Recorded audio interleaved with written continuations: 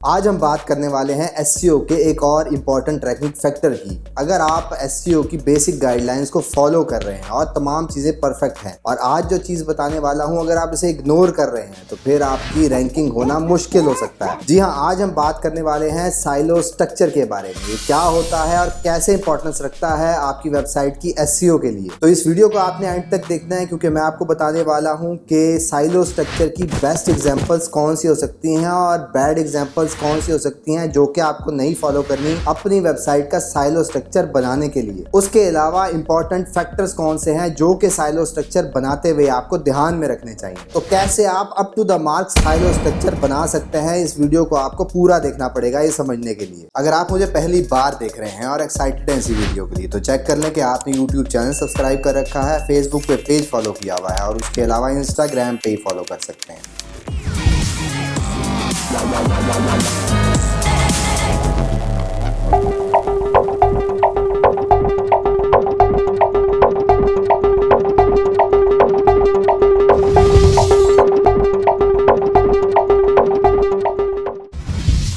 जी हाँ, मैं हूं Asfar, digital marketer, project consultant and commercial blogger. तो आज की वीडियो को स्टार्ट करने से पहले चेक कर लें कि आपने इस वीडियो को लाइक किया हुआ है क्योंकि सिर्फ आपका एक क्लिक मेरी मोटिवेशन, मेरी अपकमिंग वीडियोस के लिए बूस्ट कर देता है। तो सबसे पहले बात कर लेते हैं कि साइलो स्ट्रक्चर आखिर होता क्या है। साइलो स्ट्रक्चर का बेसिकली मतलब तो यही है कि आपकी वेबसाइट कैसे ऑर्गेनाइज हुई है, किस हायरार्की को फॉलो करते हुए आपने अपना डाटा अरेंज कर रखा है। उसके बाद इसकी इंपॉर्टेंस को समझते हैं कि साइलो स्ट्रक्चर कैसे हेल्प आउट कर सकता है, आपकी वेबसाइट के एसईओ के लिए कितना इंपॉर्टेंट रोल रखता है। अब बात करते हैं कि साइलो स्ट्रक्चर कैसे हेल्प आउट कर सकता है आपके ब्लॉग की एसईओ के लिए। जब आपका ब्लॉग किसी भी साइलो स्ट्रक्चर को फॉलो नहीं कर रहा होता तो फिर आपकी वेबसाइट का स्ट्रक्चर कुछ इस शक्ल में नजर आ रहा होता है, जिस तरह आपको इस पिक्चर में मैस्ड डेस्कटॉप नजर आ रहा है। तो आपने जितने भी कीवर्ड्स को फॉलो करते हुए अपने ब्लॉग आर्टिकल्स क्रिएट कर रखे हैं उसकी आपस में टॉपिकल रेलिवेंसी कैसी है ये आपने सर्च इंजन को समझाना होता है। सर्च इंजन के पास बहुत ही जबरदस्त पावर है एआई की, जिसकी बेस पर वो सारी कैलकुलेशन, सारी एंगेजमेंट खुद करता है आपके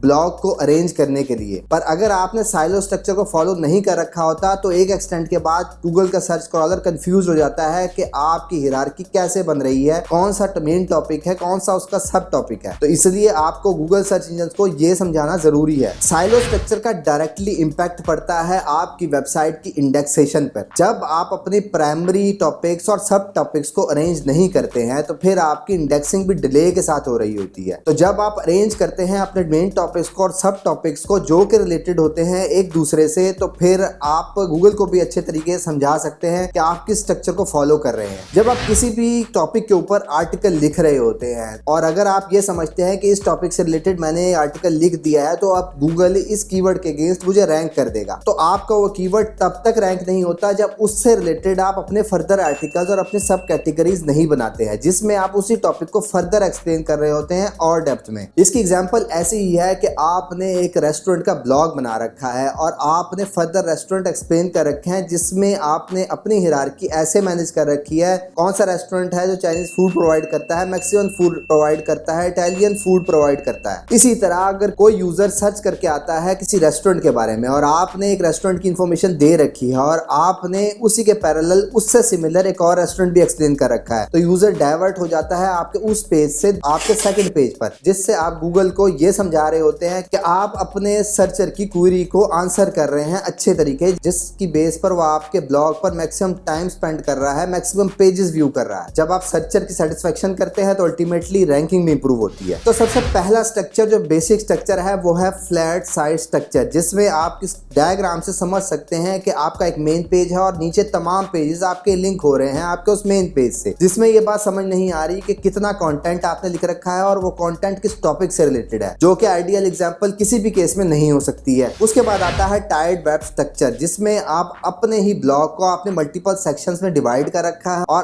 किसी भी सब सेक्शन को आप फर्दर एक्सप्लेन कर रहे हैं उसी के रिलेटेड टॉपिक्स में रहते हुए, जो कि एक आइडियल एग्जांपल हो सकती है किसी भी कंटेंट हायरार्की को एक्सप्लेन करने के लिए। तो अब इस एग्जांपल को और डिटेल में समझने के लिए इस एग्जांपल की तरफ चलते हैं। लेट्स सपोज आपने क्रिकेट से रिलेटेड एक वेब वेबसाइट बना रखी है, जिस क्रिकेट की वेबसाइट को आपने 3 सेक्शन में डिवाइड कर रखा है। Number 1 cricket champions, number 2 cricket tournaments और number 3 cricket accessories. Cricket champion के सेक्शन में आप एक्सप्लेन कर सकते हैं ब्रायन लारा को, शोएब अख्तर को और सचिन तेंदुलकर को। इसी तरह क्रिकेट टूर्नामेंट में T20 वर्ल्ड कप, IPL और PSL। क्रिकेट एक्सेसरीज में आप इंफॉर्मेशन दे सकते हैं बॉल, बैट और क्रिकेट पैड से रिलेटेड। तो इस एग्जांपल से आपको यह आइडिया जरूर होना चाहिए कि आपका स्ट्रक्चर किस तरह से डिजाइन होना चाहिए। अब चलते हैं कि साइलो स्ट्रक्चर के 2 बेसिक प्रिंसिपल कौन से हैं जो कि आपने फॉलो करने हैं और इसमें से एक सिलेक्ट करना है। Number 1 physical, number 2 virtual. Physical में आप फोल्डर्स बनाते हैं, कैटेगरीज बनाते हैं और उन कैटेगरीज के आगे सब कैटेगरीज बनाते हैं, जिसमें आप कैटेगरीज से अपने मेन टॉपिक्स और सब टॉपिक्स आइडेंटिफाई कर रहे होते हैं। साइलो स्ट्रक्चर में दूसरी टाइप है वर्चुअल स्ट्रक्चर, जिसे वर्चुअल साइलो भी कहा जाता है, जिसमें अगर आपने मेन कैटेगरीज और सब कैटेगरीज नहीं बना रखी हैं तो फिर आप यही काम मैनुअल इंटरलिंकिंग से गूगल को समझा रहे होते हैं। जिस तरह मैंने आपको रेस्टोरेंट की एग्जांपल दी कि आपने एक रेस्टोरेंट के ऊपर एक आर्टिकल लिख रखा है और वहां पर किसी और टॉपिक से रिलेटेड जब बात होती है उसी आर्टिकल में, तो आप इंटरलिंक कर देते हैं अपना एक और रेस्टोरेंट का आर्टिकल उसी आर्टिकल के अंदर। अब चलते हैं कि बेसिक फॉर्मेट क्या हो सकता है बिगिनर के लिए जिसमें आप साइलो स्ट्रक्चर को बना सकते हैं। जिसके लिए आप एक प्लगइन डाउनलोड कर सकते हैं अपने वर्डप्रेस में, जिसका नाम है एक्सपोर्ट एनी वर्डप्रेस डाटा, जिसके अंदर आप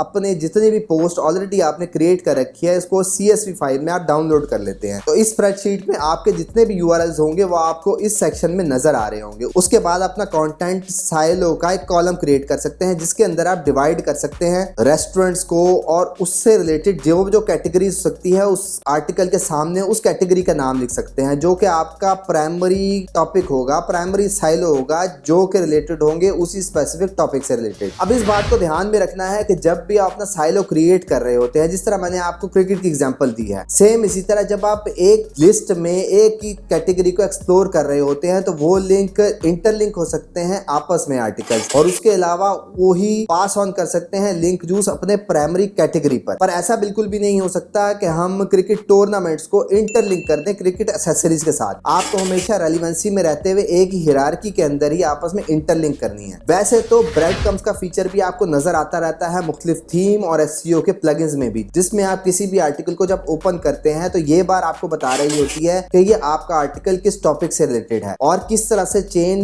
डाइवर्ट होती हुई इस आर्टिकल तक जा रही है, किस तरह से आपका साइलो बना हुआ है। तो अगर आपके आर्टिकल इसी रेलिवेंसी के साथ ब्रेड कम्स रिलेटेड है तो इसका मतलब आपने साइलो स्ट्रक्चर अच्छे से हैंडल कर रखा है। अब एक और एग्जांपल के साथ समझते हैं कि एक और साइलो स्ट्रक्चर कैसा हो सकता है एक ट्रैवल वेबसाइट का। अगर आपने ट्रैवल वेबसाइट बना रखी है तो उसमें आपने मेन सेक्शन कैसे बनाएंगे, जिसमें 3 मेन कैटेगरीज हो सकती है, लंदन होटल्स, लंदन रेस्टोरेंट्स और लंदन अट्रैक्शंस। लंदन होटल्स में आप होटल्स को एक्सप्लेन करेंगे, the Rosewood London, the Ritz, Lanesborough hotel. इसी तरह लंदन रेस्टोरेंट में wild flower, cafe Biltmore, the cheese barge famous restaurant हो सकते हैं लंदन के। लंदन अट्रैक्शन में लंदन आई, बकिंगम पैलेस और natural history museum top attraction हो सकती हैं लंदन की। जिस तरह हिरार्की बन गई है ट्रैवल वेबसाइट की, अब इसी तरह जो कि मैं फैक्टर ऑलरेडी एक्सप्लेन कर रहा था, इसी तरह आपने कभी भी लिंक नहीं करना किसी भी रेस्टोरेंट पेज को अट्रैक्शन के पेज के साथ। हमेशा इंटरलिंक होगी चीजें जो कि एक टॉपिक और एक कैटेगरी और एक साइलो से रिलेटेड होंगी, किसी और साइलो के साथ आपने उसको इंटरलिंक नहीं करना है। जिस तरह ई-कॉमर्स बेस्ड वेबसाइट होती है या इन्वेंट्रीज बेस्ड वेबसाइट हो सकती है, वो अपना साइलो कुछ इस शक्ल में दिखा रही होती है। जिस तरह पेट सप्लाईज की कैटेगरी होगी उसके अंदर डॉग्स, कैट, फिश, बर्ड्स और हॉर्सेस से रिलेटेड आप अपनी फर्दर कैटेगरीज एक्सप्लेन कर रहे होंगे। जिस तरह हॉर्स ऑफ लंदन बहुत ही मशहूर ब्रांड है, वो अपने वुमेन ब्रांड्स को इस सेक्शन में इस तरह से एक्सप्लेन कर रहा होता है। जब आप ब्रांड वेबसाइट बना रहे होते हैं जिसमें मल्टीपल टाइप्स के ब्रांड्स होते हैं, तो उसको आप किस तरह से मैनेज कर सकते हैं। उसकी आइडियल एग्जांपल ये है कि आपका होम पेज मेन पेज होगा और उसके नीचे आप सॉकर को एक्सप्लेन कर रहे हैं, टेनिस, गोल्फ और बास्केटबॉल को एक्सप्लेन कर रहे हैं, और उसके अंदर अगर आप फर्दर एक्सेसरीज एक्सप्लेन कर रहे हैं, जिस तरह टेनिस के अंदर आपने रैकेट्स एक्सप्लेन किए, बॉल्स एक्सप्लेन की, शूज किया और क्लोथ्स किए, और अगर हम उस रैकेट्स को ही फर्दर साइलो असाइन करते हैं तो वो होगा वुमेन, मैन, राइट हैंडेड और लेफ्ट हैंडेड। अगर आप मल्टी ब्रांड्स को या मल्टी प्रोडक्ट वेबसाइट बना रखी होगी तो आप इसी तरह आप अपने साइलो को और डीप से डीप लेके जाते चले जाएंगे, जितना आप अंदर डीप लेवल पे एक्सप्लोर करना चाहते हैं। पर याद ये रखनी है आपने बात बाद कि आपने 3 लेवल के अंदर ही चीजों का एक्सप्लेन करना है। उससे डीप आप जा सकते हैं, पर अगर आपको कॉन्फिडेंस है कि चीजें मेस्ड अप नहीं होंगी एक दूसरे के साथ। अब चलते हैं फ्रीक्वेंटली आस्क्ड क्वेश्चन पे, जो कि इस वीडियो के बाद आपने कमेंट्स में मेरे से पूछने हैं कि क्या ये साइलो स्ट्रक्चर एफिलिएट वेबसाइट पे भी अप्लाई करना चाहिए या नहीं। कोई भी दुनिया में जिस भी टाइप की वेबसाइट होगी वो हमेशा किसी ना किसी साइलो को जरूर फॉलो करेगी। जितना अच्छा आपने साइलो स्ट्रक्चर बना रखा होगा उतनी जल्दी आप सर्च इंजन को समझा सकेंगे कि आपका कंटेंट आपस में कितना इंटरलिंक है और उस टॉपिक को किस लेवल पे एक्सप्लोर कर रखा है आपने। और सेम उसी तरह अगर आप गूगल एडसेंस से रेवेन्यू कर रहे हैं तो वो इंफॉर्मेशनल साइट की कैटेगरी में आती है और उसको भी किसी ना किसी साइलो पे जरूर फॉलो करना चाहिए। फ्लैट लाइन, जिस तरह मैंने आपको एक्सप्लेन किया, आपने कभी भी अपना एक लेवल पे